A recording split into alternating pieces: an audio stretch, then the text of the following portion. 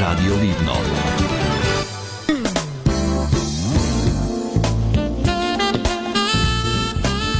Lijepan pozdrav iz studija Radio Postaje Livno, dragi slušatelji i dragi gledatelji putem našeg Facebooka koji nas gledate.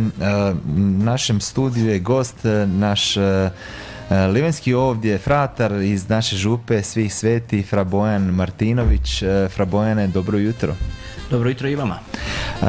Frama Livno organizira dječje ljeto za djecu od 6 do 10 godina koje će se prvi put održati u dvorištu i prostoru oko župne crkve Svih svetih, kao i na igralištu srednje strukovne škole Silvestra Hemikrančević od 5. do 7. srpnja. Frama Livno ima puno aktivnosti, dosta ste aktivni. Što je to dječje ljeto i kako ste se na njega odlučili? Pa kada sam preuzeo Framu, ja sam njima rekao da ćemo ići sa radom i organizacijom i da ćemo uvijek uvoditi nešto novo. I ja kada sam predložio framašima, odnosno svom vijeću Frami, da bi mogli organizirati dječje ljeto, ja njih prvo pitam ukoliko oni žele. Ako ne žele, neću nikoga tjerati. I oni su stvarno, moram reći, prihvatili sa obje ruke, jedva su čekali, može, sve ćemo mi, ja njima kažem, evo vi osmislite program, sve, oni su sve osmislili program i šta će i kako će biti. Tako da, to je zapravo će biti jedno druženje za djecu od 6 do 10 godina, da ih malo razveselimo. Program dječjeg ljeta, kao što sam rekao, to će biti od 5.7. do 7.7. Prvi i drugi dan će program trajati od 9 do 17 sati. Prije podne će biti razne igre, plesovi, do 12 sati. Onda smo tamo, jer će biti najveća vrućina, po onoj žegi da ne budu vani. Onda ćemo od 12 do pola 4 smo pauzu za ručak i smjestili smo ih u pastoralni centar gdje će oni imati neke edukativne radionice, gdje će izrađivati neke crteže, nešto će praviti, šta su već sve smislili naši animatori. I to će biti ta 2 dana, 5. 6. 7. A 7. smo zaključili da će biti završetak dječjeg ljeta sa pučkom misom u 10 sati, na koju će biti pozvani sva djeca koja su djelovala i njihovi roditelji. I nakon pučke mise ćemo u pastoralnom centru malo prikazati, odnosno donijeti kratki prikaz onoga šta su djeca radila, kako im je bilo. I naravno završetak druženja će biti uz grickalice i sokove sa našim mališanima i njihovim roditeljima. Super ideja. Meni je odlična ideja. Kažem, framaši su je prihvatili i krenuli smo u tu realizaciju i ovo je prvi put da se to dječje ljeto organizira, da će biti na prostoru oko crkve ove župne Svih svetih i zahvaljujem se evo i Saši Grabovcu, što nam je ustupio igralište ta 2 dana kako bismo to stvarno kako bismo i Livno prikazali u još jednom boljem i ljepšem svjetlu. Da, prostora ima ondje i župna dvorište je veliko i široko i pastoralni centar i zgodno igralište pored isto.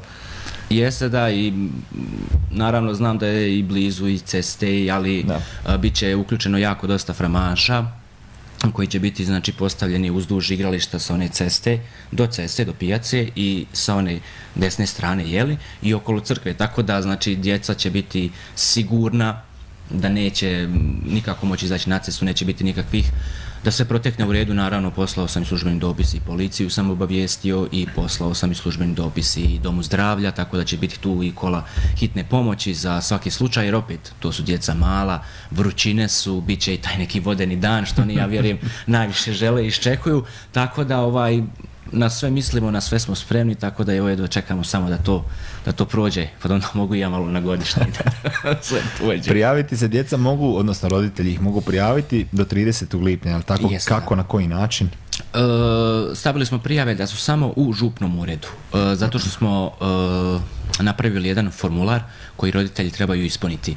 U tom formularu stoji ime i prezime djeteta, koje je godište, ime i prezime jednog od roditelja, kontakt telefon roditelja i za svaki slučaj smo stavili jednu obavijest da nam roditelji napišu ukoliko moramo paziti da je neko dijete, alergično ili da ima neki možda bolesti, da je boležljiv, da je čisto da... Neka napomena mala, da se zna. Da znamo, sve jer ipak, kažem opet, mališan, 160 godina i treba apsolutno paziti na sve.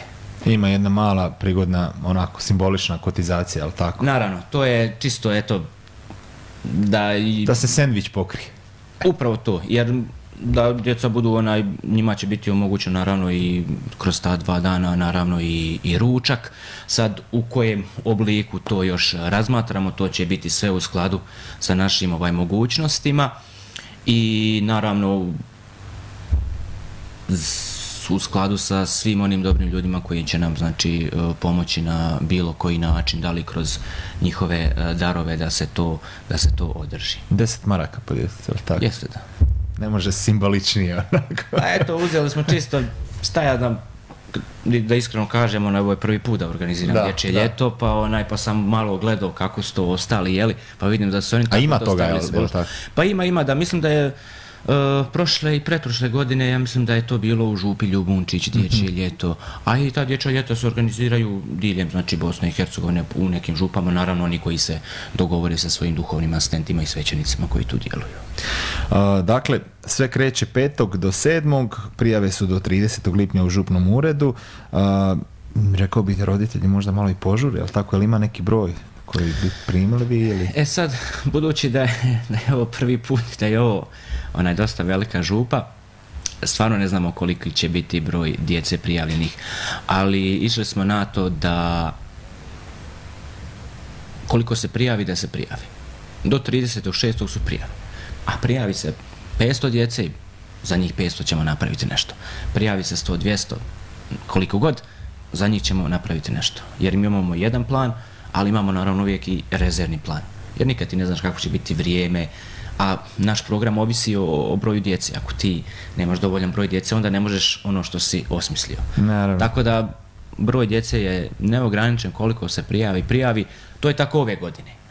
A iduće godine ćemo vidjeti možda malo drugačije, možda ćemo ubaciti možda i 2 grupe djece, znači možda će biti jedna grupa od 6 do 9 godina, druga grupa će biti možda od 10 do 12 godina, pa ću malo proširiti, jer sve zavisi kako će biti ove godine, ne znam ni ja, pa evo, imamo u planu, uglavnom uvijek nešto ćemo malo novo i drugačije. Frama, što ste radili zadnje vrijeme? Evo, malo nas izvijestite.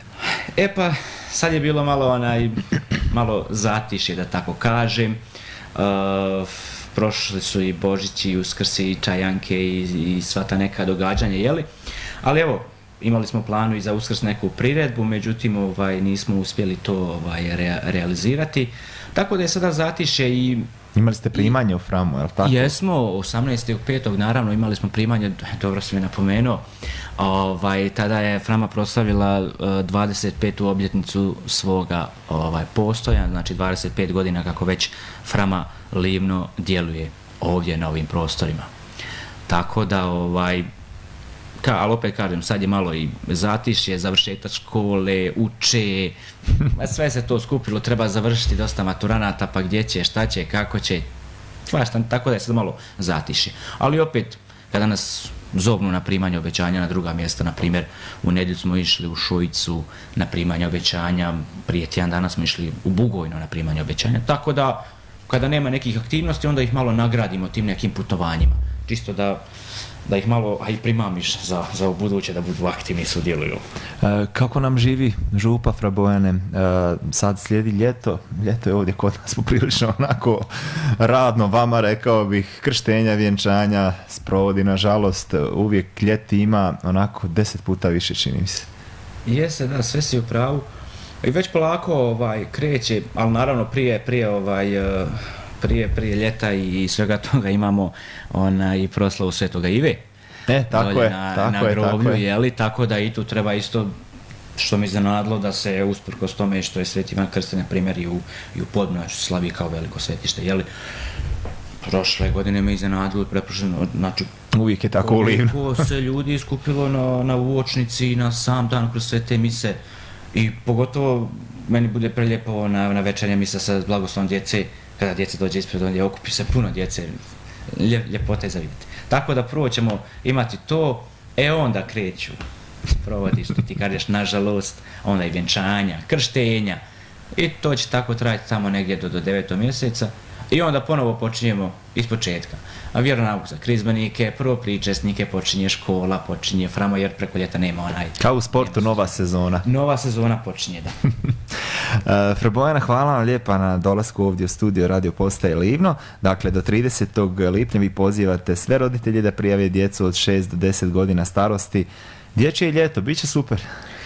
Ja se nadam, ako Bog da će biti super i da ja očekujem da će biti velik broj djece prijavljenih, jer već poslije mi se administranti pitaju hoće li biti ovo, hoće li biti ono, hoće li biti ovo.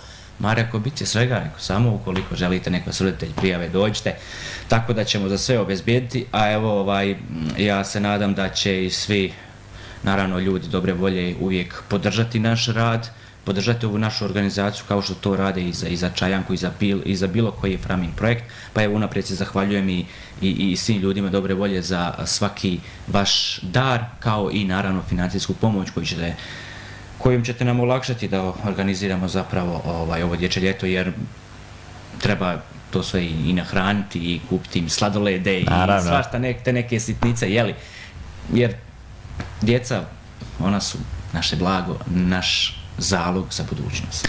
Fra Bojane, lijepo ste to rekli, hvala vam lijepa na dolasku. Hvala vam na pozivu. Hvala vam, dragi slušatelji i dragi gledatelji putem našeg Facebooka, na pozornosti. 91,5 100,4 i 100,9 MHz.